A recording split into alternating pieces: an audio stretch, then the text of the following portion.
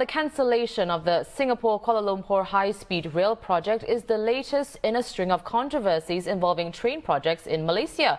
Two state governments there have urged the government to continue with the HSR project. If you recall, Transport Minister Ong Ye Kung told Parliament on Monday that Singapore couldn't accept Malaysia's proposal to remove the system supplier and network operator of the project, a fundamental departure from the original agreement. And this main concern led to the termination of the project.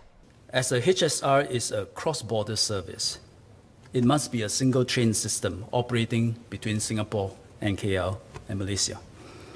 Because neither country has the expertise and experience in operating the HSR, we agreed under the HSR-BA to appoint a best-in-class industry player through an open and transparent international tender to assume the role of the Assets Co.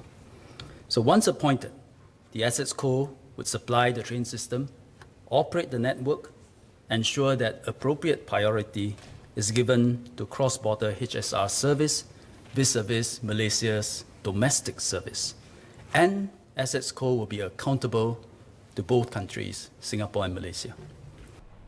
Well, the HSR's termination has once again cast a light on the governance of these deals, as our Malaysia Bureau Chief Shannon Teo writes in a piece out today. So Shannon, you wrote that since the Perikatan Nasional government came into power 10 months ago, at least two other projects in KL's greater metropolitan area are facing government intervention. In these cases, what are the main sticking points? Well, I think what's been happening is that they are shifting the goalposts.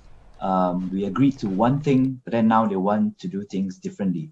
Similar to the HSR, in the case of the light rail transit tree, because it's the third line that's running through in KL, the National Public Transport Company, Prasarana, seems to want more say in how vendors are appointed. These are subcontractors which are appointed by the main contractor, the turnkey contractor. Now, to force the issue, Prasarana has withheld something close to 1 billion in payment for the ongoing construction. There's another project which is called the Klang Valley Double Tracking Phase 2. This is to upgrade the existing KTM line, which runs all the way north and down south. It used to run all the way into Singapore. This project is worth 4.4 billion. And what's happened is that the entire thing's been cancelled. The Perikatan National Government wants to re-tender it, and the contractor claims that this is because the current transport minister wants them to subcontract the entire project to another firm completely in its entirety. So it is true on one hand that under Pakatan Harapan, these same deals and other deals as well, you remember the ECRL, in fact, why the HSR was postponed for 2 years in the first place. This were also because of certain changes that they wanted to introduce. But for Pakatan Harapan, it was always meant to reduce the cost of the projects, to bring down the price tag. And this means you save taxpayers' money. But what's happening now under Perikatan Nasional is not about changing the price tag at all. It's about who gets the projects. I see. So the two cases that you brought up, and as well as other projects, how were they ultimately resolved? Well, for the Klang Valley Double Tracking 2, which is shorter than KVDT2, the government decided to settle out of court.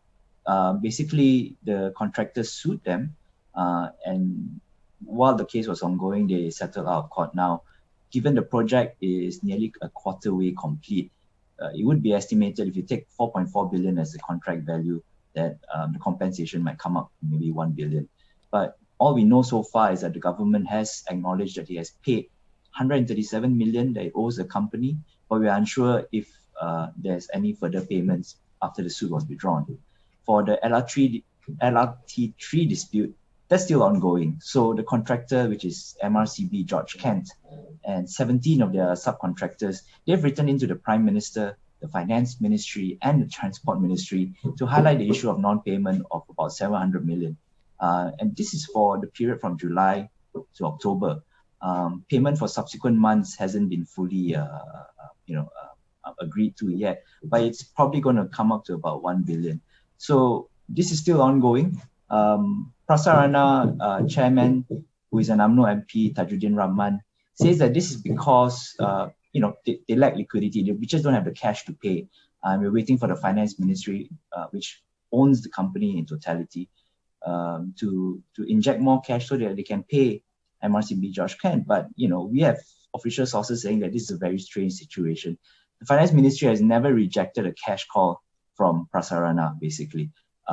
So if it was short of money, it could have just asked. Now we're talking about non-payments for work all the way back in July. That's half a year ago. Why has it taken so long to ask for the money? So this particular dispute with the LRT is a really strange one. No one's taken anyone to court yet, but it shouldn't be too difficult to resolve. It does seem a matter of what the new chairman and UMNO MP wants out of the whole deal, rather than what was agreed in the contract.